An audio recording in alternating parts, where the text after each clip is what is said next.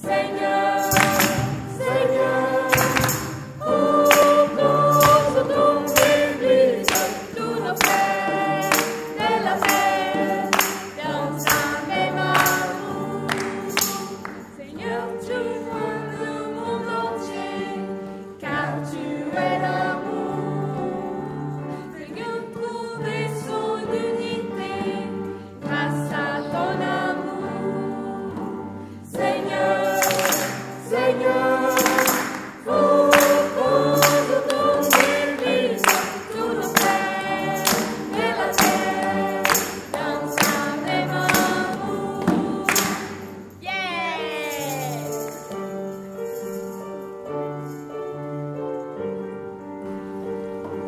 Chers frères et sœurs dans le Christ ressuscité,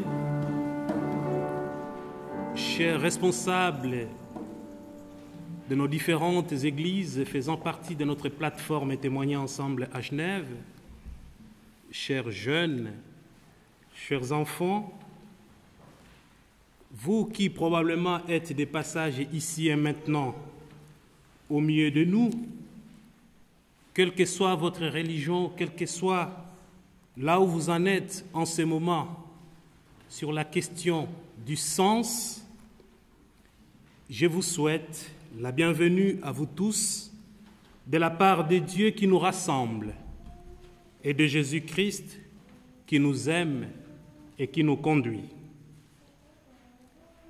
Nous avons souhaité commencer notre journée communautaire par ces moments de célébration cultuelle afin de la placer entre les mains de notre Seigneur Jésus et aussi en signe des remerciements, en signe d'action de grâce pour tout ce que nous allons vivre pendant cette journée communautaire au travers nos échanges, au travers nos rencontres interpersonnelles.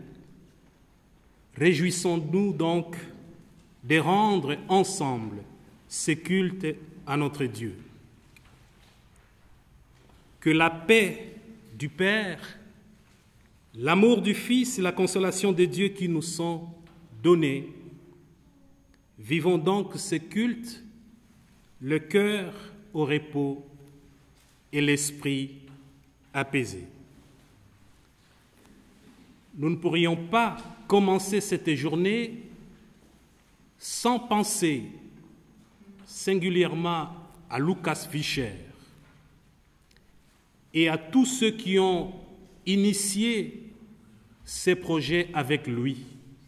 Et pour cela, je vous invite à garder quelques instants de silence, en signe aussi de reconnaissance vis-à-vis d'eux que le Seigneur a choisi pour initier ces projets. Amen. Je vous invite à la prière et c'est Arthur Askew de l'Église de l'Écosse qui va nous conduire en ces moments de prière.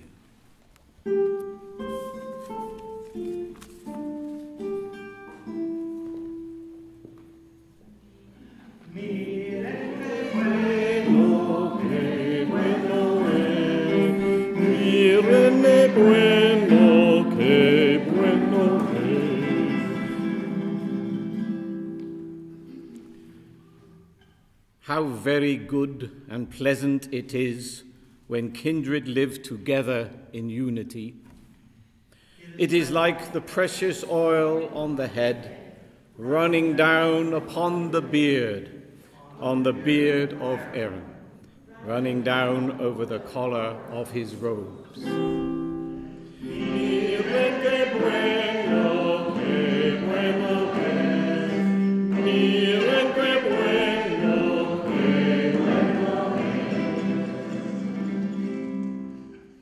It is like the dew of Hermon which falls on the mountains of Zion. For there the Lord ordained the blessing of life forevermore.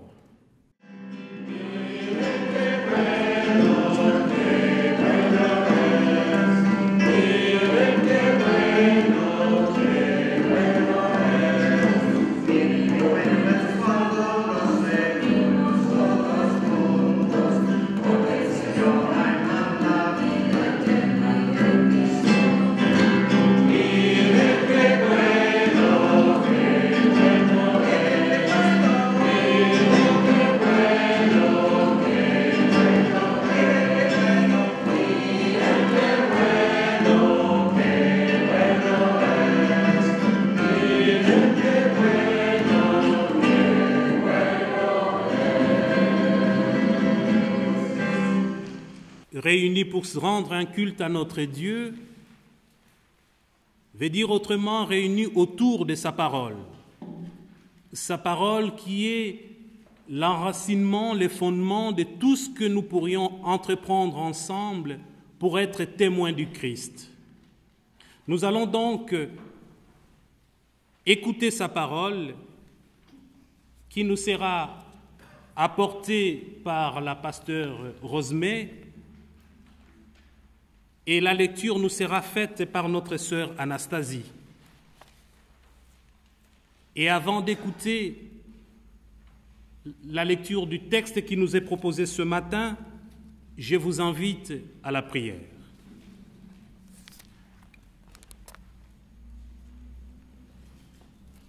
De l'est à l'ouest, du nord au sud, nous bénissons ensemble le Créateur des créatures et nous bénissons Dieu, notre Sauveur, d'une bénédiction nouvelle.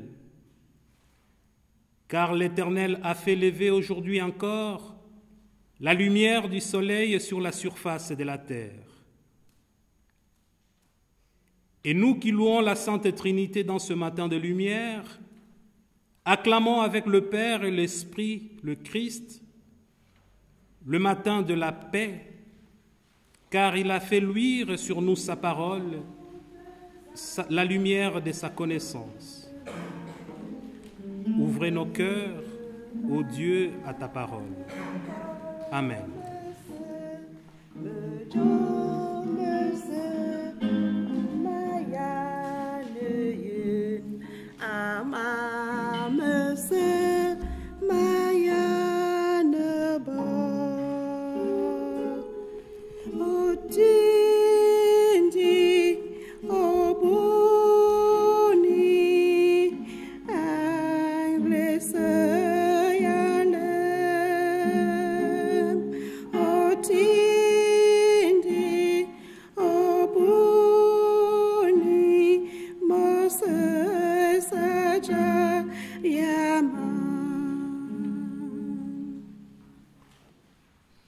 Nous lisons. Ainsi la loi a été notre surveillant jusqu'à la venue du Christ, afin que nous soyons rendus justes aux yeux de Dieu par la foi. Maintenant que le temps de la foi est venu, nous ne dépendons plus de ce surveillant. Car vous êtes tous enfants de Dieu par la foi qui vous lie en Jésus-Christ. Vous tous, en effet, avez été unis au Christ dans le baptême et vous vous êtes ainsi revêtus de tout ce qu'il nous offre. Il n'importe donc plus que l'on soit juif ou non juif, esclave ou libre, homme ou femme. En effet, vous êtes tous dans la communion avec Jésus-Christ. Si vous appartenez au Christ, vous êtes alors les descendants d'Abraham et vous recevez l'héritage que Dieu a promis.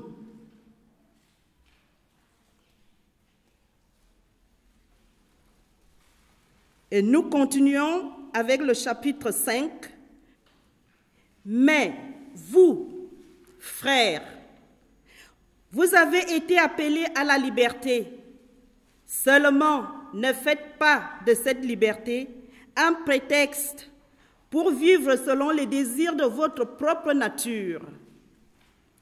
Au contraire, laissez-vous guider par l'amour pour vous mettre au service les uns des autres. Car toute la loi se résume dans un seul commandement. Tu dois aimer ton prochain comme toi-même. Mais si vous agissez comme des bêtes sauvages, en vous mordant et vous dévorant les uns les autres, alors prenez garde. Vous finirez par vous détruire les uns les autres. L'herbe sèche, la fleur fane, la parole de Dieu demeure éternellement. Amen.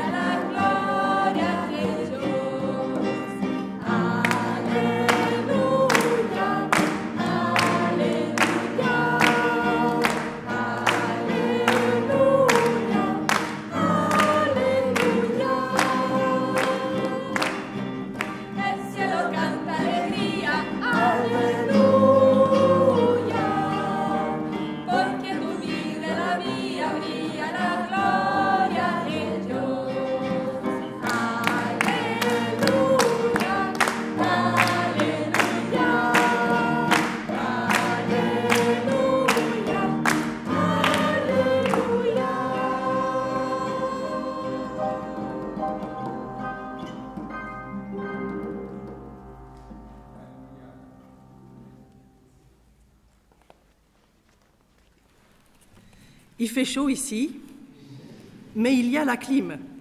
On ne la sent pas, mais elle est là.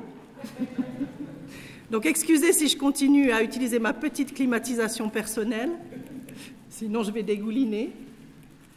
Et puis autre parenthèse, peut-être vous avez remarqué que ma robe de pasteur a peut-être un peu plus de couleur qu'il n'est de rigueur. Je récupère des restes de tissu en Afrique et je fais des patchworks très colorés. Et un jour, j'avais besoin de dire avec ma robe autre chose que ce Dieu de sainteté qui se révèle parmi nous, quelque chose avec plus de fantaisie, de tendresse, de couleur, quelque chose qui dit ce Dieu qui, avec des petits restes, peut faire quelque chose. Alors c'est pour ça que je me suis permis de créer ce petit parement. Et je me suis dit qu'aujourd'hui, parmi nous, un peu de couleur était de rigueur.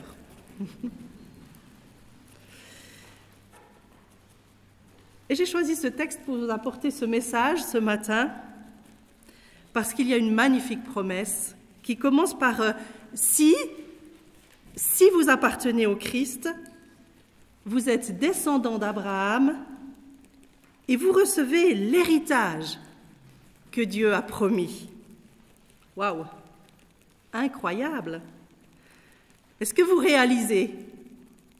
C'est un peu comme si, même sans avoir joué à la loterie, vous recevez le gros lot. Mais encore faut-il aller retirer ce gros lot, faire valoir votre ticket gagnant. Alors vous devenez des milliardaires de ce que Dieu vous a offert, son amour et son pardon. Vous êtes les heureux gagnants de sa liberté, et vous possédez un trésor, c'est votre foi. Et ceci non seulement pour vous, individuellement, personnellement, mais aussi pour vous, collectivement, vous, les communautés chrétiennes, les églises chrétiennes. Et je vais en citer quelques-unes qui sont rassemblées aujourd'hui avec nous ce matin. Je ne les citerai pas tous, désolée. Mais l'Église protestante de Genève, elle aussi héritière de ce trésor, tout comme la communauté, non, je vais dire en espagnol, pardon, la Comunidad Cristiana Latinoamericano, excusez-moi, je fais ce que je peux, tout comme aussi l'Église baptiste indépendante brésilienne, comme le COE, comme le groupe Jonas, comme le groupe SIDA, comme To Jésus Fellowship International et tant d'autres. Collectivement, aussi héritières de ce trésor. Et maintenant, regardez votre voisin, votre voisine. Vous voyez ce trésor?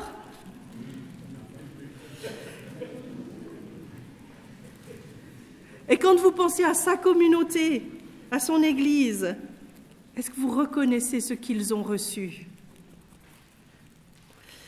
Ah, les histoires d'héritage. Il y en a dans toutes les familles qui créent des disputes et des divisions, aussi dans la famille de Dieu. Et pour faire le lien avec le thème de la journée, aller à la rencontre de l'autre, devancé par l'esprit, il me semble qu'il y a là quelque chose qui peut nous donner une motivation pour la rencontre, non pas piquer l'héritage de l'autre, mais partager ce qu'il a reçu et vivre ensemble dans la reconnaissance. Car Dieu donne avec générosité à tous et à toutes. Et il n'y a qu'une condition à son don, appartenir au Christ. C'est-à-dire croire en lui, le reconnaître comme le Seigneur, suivre le chemin qu'il nous a ouvert, celui qui conduit à la croix et au don total de soi. Mais celui aussi qui rejaillit au matin de Pâques, parce que la vie offerte est toujours plus forte que la mort. Mais voilà où le cadeau devient moins intéressant. Ce n'est pas un cadeau, un trésor qui m'enrichit sans effort, sans que cela ne me coûte quoi que ce soit. Ce n'est pas un cadeau qui ferait de ma vie un bonheur sans fin, sans souci. Ce n'est pas l'assurance de tout réussir toujours. Si je reconnais le Christ comme le bon berger, celui qui me conduit, et si en étant en route à sa suite, je reçois ce trésor, alors, comme sa route a passé par la croix, par l'incompréhension, les moqueries, les injures, l'injustice d'une condamnation à mort, eh bien, il est tout à fait possible que cela m'arrive à moi aussi, dans ma vie personnelle, mais aussi dans ma vie d'Église. Il est possible que ma vie ne soit pas aussi formidable que je le souhaiterais, bien que je sois chrétien, chrétienne, que je prie fidèlement à l'Église, que je donne aussi, que je sois héritière de ce trésor. Il est possible que ma vie personnelle, que ma vie d'Église, ait à traverser des difficultés que je n'aurais ni imaginées ni souhaitées. Mais ce n'est pas sans fin. Il y a un jour où la vie rejaillit et sort du tombeau. Il y a toujours un matin de Pâques qui ouvre de nouveaux horizons. Et voici la bonne nouvelle du jour. Il n'y a plus de séparation entre les êtres humains qui comptent, ni l'origine religieuse, ni l'origine sociale, ni même les différences entre hommes et femmes. Tous les humains ont accès au même héritage. Si c'est facile à en accepter la réalité de manière théorique, c'est beaucoup moins évident à vivre. Tout à l'heure, en travaillant le texte biblique d'Acte 10, vous verrez et nous verrons quel fossé a dû franchir Pierre pour rejoindre Corneille et l'accepter comme frère en Christ, comme destinataire lui aussi de cet héritage. Donc cet héritage, nous le recevons tous pareillement. Mais pour en faire quoi? Parce qu'il n'y a pas de mode d'emploi. Au contraire, nous sommes libres. Et c'est aussi l'autre bonne nouvelle du jour. Libres. Et pourtant, empêtrés dans nos contradictions, dans nos jalousies et nos mesquineries. Libres et pas si heureux de ce que les autres ont reçu. Pas si au clair avec ce qui est bon de faire avec ce qu'on a reçu soi-même. Plombés par la culpabilité qui nous écrase, de ne pas avoir fait ce qu'il fallait. Libre, mais en apprentissage de l'usage de cette liberté. Et nous avons une aide dans l'apprentissage de cette liberté. C'est l'Esprit Saint, le Consolateur, le souffle du Dieu vivant qui vient lui-même en nous, qui nous guide, nous accompagne et même nous précède. Pourquoi Dieu a-t-il tant donné? Tout donné. Pourquoi? En vue de quoi? Ce trésor, c'est pour se faire du bien à soi? Oh, c'est déjà pas si mal. Et parfois, c'est même ce que l'on néglige le plus, soi. Certains, certaines savent si bien donner aux autres qu'ils s'oublient, finissent vidés au bord du burn-out, en dépression. Ça, c'est parfois au niveau individuel. Mais au niveau collectif, c'est souvent l'inverse. On s'imagine être les seuls vrais détenteurs du trésor. Mais en fait, si vous êtes ici ce matin avec nous, c'est que votre communauté n'est pas ainsi, renfermée sur elle-même. Elle sait qu'elle n'est pas la seule, bénie de Dieu, et que d'autres ont aussi reçu du même Père l'amour et la foi. Je vais donc parler maintenant à deux niveaux, suivant où l'on se situe. Et le conseil peut être différent.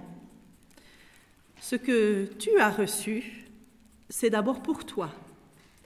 Parce que Dieu t'aime personnellement et qu'il se soucie de toi, qu'il te regarde avec bienveillance et te fait confiance dans la gestion de ce que tu as reçu. Et si je parle à un autre niveau, je dirais un peu différemment, ce que vous avez reçu, c'est pour faire du bien aux autres.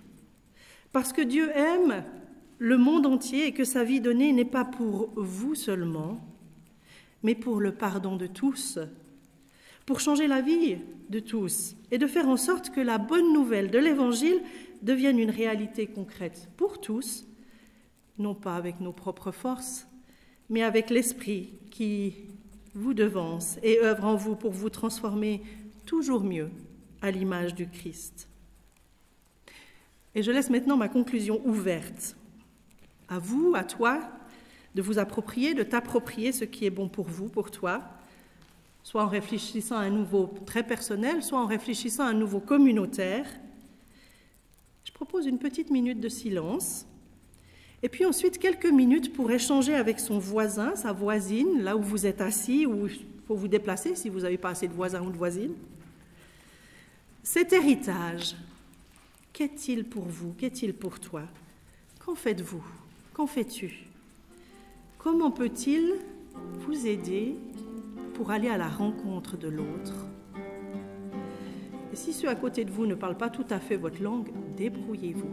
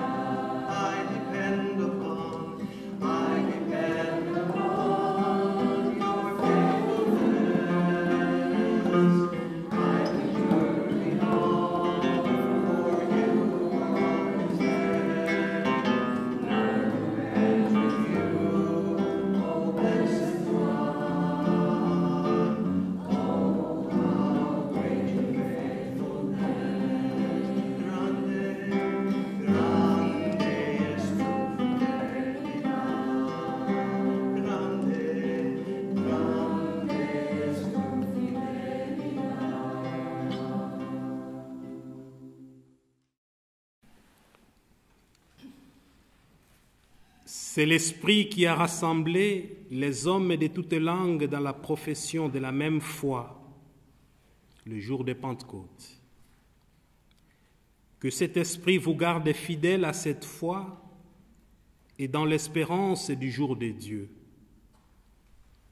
Et que Dieu Tout-Puissant vous bénisse, Père, Fils et Saint-Esprit.